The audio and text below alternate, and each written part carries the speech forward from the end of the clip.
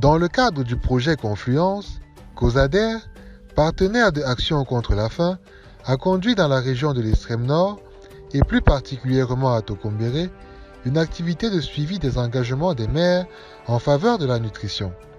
Cet engagement consiste, pour les communes, à consacrer 1% de leur budget à la lutte contre la malnutrition. Le maire de Tokombéré, en sa qualité de président de l'association Communes et Villes Unies du Cameroun pour l'extrême nord, a été invité à intervenir pour faire le point de leurs engagements. Occasion pour lui de remercier Action contre la faim pour son appui et de lancer un appel à plus de mobilisation des maires et de sensibilisation des populations.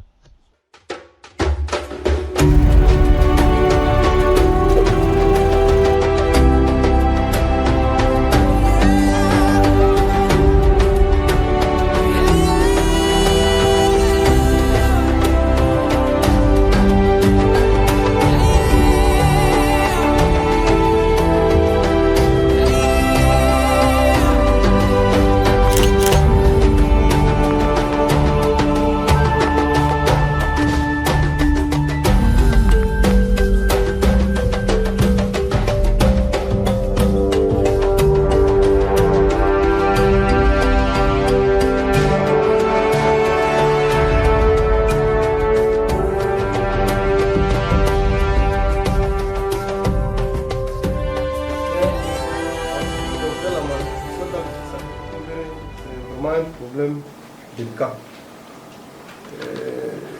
Nous sommes à plus de 33% des enfants de 0 à 5 ans malnutris.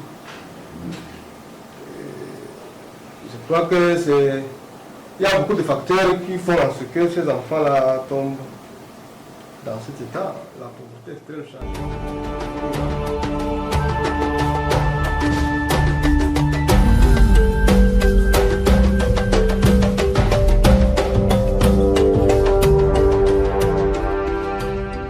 Vous savez, la nutrition, c'est une préoccupation fondamentale dans la vie de l'être humain, surtout de nos jours où on parle de la famine qui nous guette. Et donc, au niveau de la commune, il y a, comme vous allez peut-être l'apprendre, un programme qui concerne le soutien aux personnes vulnérables, personnes qui n'ont pas, par exemple, à manger, parlant de moyens d'existence.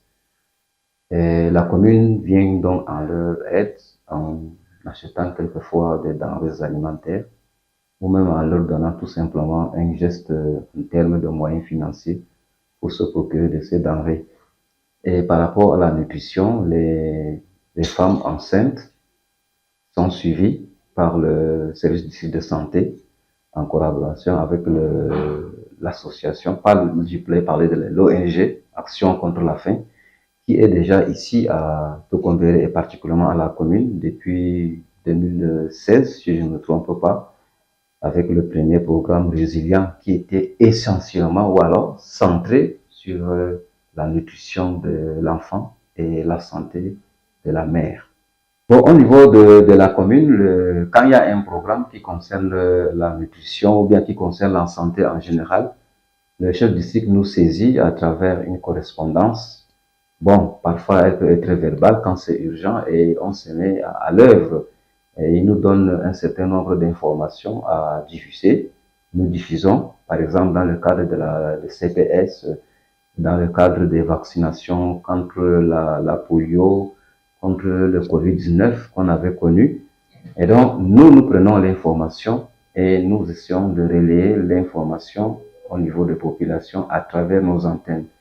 La plupart du temps, il met à notre disposition un point focal de communication santé avec qui nous parlons de ces domaines de santé et même quelquefois avec le personnel de santé parce que ils sont les personnes ressources ou alors les personnes qui sont techniciennes de la chose de la santé.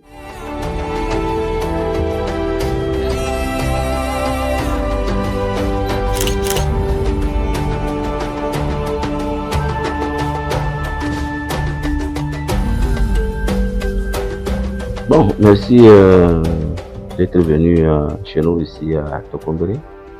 Et plus précisément la mairie de Tokombéré, nous sommes honorés de votre présence.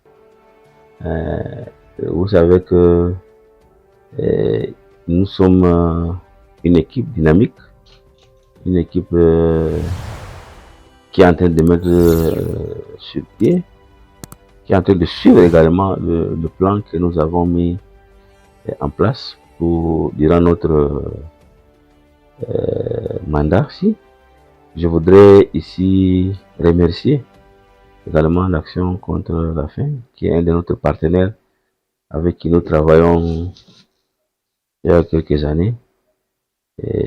Aujourd'hui, si vous êtes venu dans cette commune et que vous dites que nous avons beaucoup de choses, c'est parce que il y a un travail en synergie. Le maire ne peut travailler seul s'il n'est pas avec la population et ses conseillers municipaux, également mes proches collaborateurs qui est le secrétaire général avec toute son équipe. Donc, c'est grâce à ce dynamisme que nous arrivons à relever un peu quelques défis. Oui, ça c'est une question qui est très très pertinente parce que vous savez que la région de l'extrême nord c'est une région où il y a beaucoup de cas de malnutrition qui sévit dans les familles. Et c'est pour cette raison que il y a eu une réunion où élargie, c'était d'abord avec Bertois, Garoua et Marois, où nous avons mis en place ce comité qu'on appelle LEAD, c'est ça, LEAD pour la malnutrition, où j'avais été élu président. Je suis encore tellement président de ce LEAD-là. Donc, il est question pour nous, au niveau de chaque mairie, de mettre quelque chose dans le budget. Et on avait parlé de 1%. Bon, vous savez, 1% d'un budget, il y en a qui disent que c'est trop. Mais néanmoins, nous, à notre mairie, nous avons prévu quelque chose. C'est vrai que ça démarre timidement, mais je peux vous dire que les maires sont imprégnés déjà par rapport à ce problème de malnutrition. Il ne s'agit pas seulement de l'ensemble, il s'agit de l'ensemble de la région. Donc, il y a eu quelques petits manquements de notre part, peut-être parce que nous ne tenons pas les réunions régulièrement. Sinon, au niveau de la sensibilisation de la population est sensibilisée par rapport à ce phénomène qui est en train de faire gaffe. Parce que c'est pas facile. Et nous disons merci à Action pour la faim parce que ils ont mis beaucoup de moyens pour la sensibilisation, pour apporter les appuis en ce qui concerne ce domaine. Donc, il est question pour nous maintenant de faire un rappel. Vous savez, il faut toujours rappeler au maire qu'est-ce qu'il faut faire. Nous devons nous réunir pour mettre en place un mécanisme permettant de collecter un peu de fonds, d'appuyer, de venir. Mais ceci ne pourra se faire qu'avec l'appui également des partenaires. Parce que il faudrait que les partenaires nous viennent en aide. Et nous également, avec le peu que nous avons, nous mettons tous. Et maintenant, nous puissions faire ce travail que nous sommes en train de faire déjà sur le terrain. Donc, notre objectif, c'est que nous ayons une population saine, des enfants qui soient en bonne santé. Voilà. Si, c'est pourquoi j'ai dit que nous avons dans le budget, nous avons prévu ça. Hein, je ne maîtrise pas la ligne, mais je crois qu'il y a un projet qui a été mis en ce qui concerne la malnutrition, l'apport que la commune apporte. Et parfois, nous intervenons également. S'il y a des cas, nous intervenons au niveau... Nous mettons souvent, excusez-moi, voilà, nous avons mis à disposition des centres de santé les moyens que la commune a pris. L'hôpital de Tokombéré, nous avons mis les moyens où ces moyens sont utilisés en ce qui concerne les femmes malnutries, les femmes grosses quoi, quand elles ont des problèmes, les femmes également qui allaitent et puis même les personnes vivant avec le VIH. Nous avons mettons souvent à la disposition de l'hôpital de district, l'hôpital de l'hôpital privé ici. Donc, nous allons continuer. Ça, c'est des actions que nous menons parce que nous ne connaissons pas exactement tel est-ce que c'est tel. Et ils savent, en tant que technicien, ils savent qui est malade ou bien qui a besoin, tout ça. Donc, voilà ce que nous faisons à notre niveau, au niveau de la commune. Mais je voudrais que cela soit élargi à toutes les communes de la région de l'extrême nord pour que nous puissions, que chaque commune mette la main dans la pâte, comme je dis, quoi, pour que ces enfants qui, demain ou l'autre, vont nous remplacer, qu'ils soient en santé. Bon, la recommandation, il faudrait que, comme je disais, que les partenaires, ça c'est important parce que se retrouver parfois c'est pas facile. Il faut que les partenaires, parce que d'ailleurs c'était même déjà même quoi qu'il y avait même ce programme dans le projet, mais qui n'est pas mis en place. Il faudrait que nous recommencions également les réunions avec tous les maires, hein, impliquer également aussi le domaine de la santé, parce que nous sommes politiques, mais techniquement c'est le ministère de la santé qui doit nous dire qu'est-ce qu'il faut faire, qu'est-ce qu'il faut faire. Donc, il faudrait que nous commencions à tenir les réunions régulièrement et amener nos petites contributions, que ces contributions puissent servir dans chaque arrondissement. Ce n'est pas que nous allons passer cet argent pour faire autre chose, mais cet argent pourra donc, en collaboration avec le projet, l'ACF et le ministère de la Santé, je crois que nous pourrons atteindre l'objectif. Ça, c'est très important. Et il faut la sensibilisation sur le terrain. Continuer à faire la sensibilisation.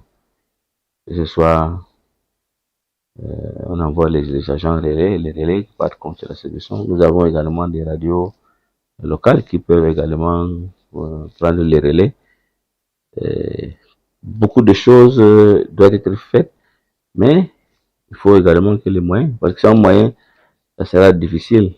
Donc voilà ce que moi je peux vous dire. Mais je voudrais dire merci vraiment à Action contre la faim, parce qu'il y a eu un grand changement. Il y a des magasins qui ont été construits par un peu ici et là, pour permettre à la population de stocker leurs vivres, parce que vous savez, en certaines périodes de crise, les gens n'ont même pas de quoi manger.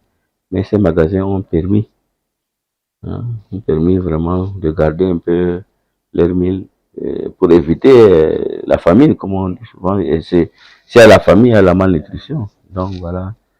Donc, il faudrait que, comme recommandation, il faudrait que ces magasins puissent également être un peu faits un peu partout.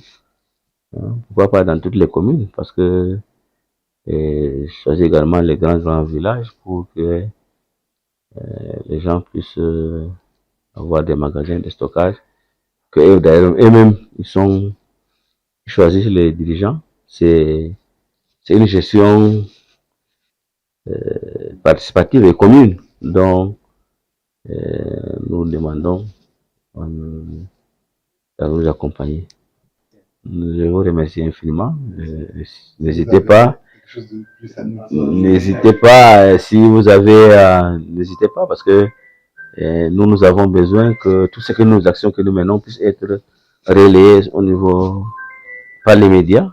Je voudrais également vous remercier. Continuez à faire large diffusion pour que la population sente que on est là pour eux. Et également à travers donc ce reportage, les partenaires également pourront savoir que nous sommes en train de faire quelque chose. Voilà ce que je voulais. Je vous remercie infiniment.